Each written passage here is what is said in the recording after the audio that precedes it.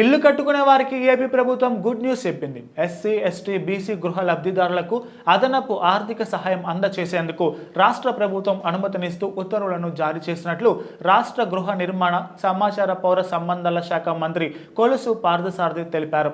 SC, BC లబ్ధిదారులకు 50,000 రూపాయలు, ST లబ్ధిదారులకు 75,000 రూపాయలు, పీవీటీసీలకు ₹1,00,000 అదనపు ఆర్థిక సహాయం అందజేయడం జరుగుతుందన్నారు. PMAY పథకాల క్రింద ఇప్పటికే గృహాలను మంజూరు చేసిన లబ్ధిదారులకు ఈ అదనపు ఆర్థిక సహాయం వర్తిస్తుందన్నారు. దీనికి తోడు SHG సభ్యులకు 0 వడ్డీపై ₹35,000 వరకు రుణ సౌకర్యాన్ని కల్పించడం కూడా జరుగుతుందన్నారు. ఇసుక కూడా ఉచితంగా అందజేయడం జరుగుతుందని, ఆ ఇసుక రవాణాకై ₹15,000 రవాణా ఛార్జీల క్రింద అందజేయడం జరుగుతుందని మంత్రి ఈ సందర్భంగా తెలియజేశారు. ప్రభుత్వం అందజేసే యూనిట్ కాస్ట్ ₹1,80,000 అదనంగా ఈ అదనపు ఆర్థిక సహాయం అందజేయడం జరుగుతుందని ఆయన తెలిపారు.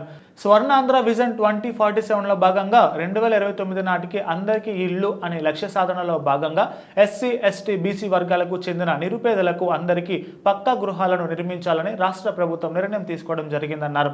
ఈ లక్ష్యాన్ని సకాలంలో సాధించాలనే ఉద్దేశంతో కేంద్ర ప్రభుత్వ గృహ నిర్మాణ పథకాలను పెద్ద ఎత్తున సద్వినియోగం చేసుకునేందుకు రాష్ట్ర ప్రభుత్వం ఇప్పటికే పలు చర్యలు చేపట్టిందన్నారు.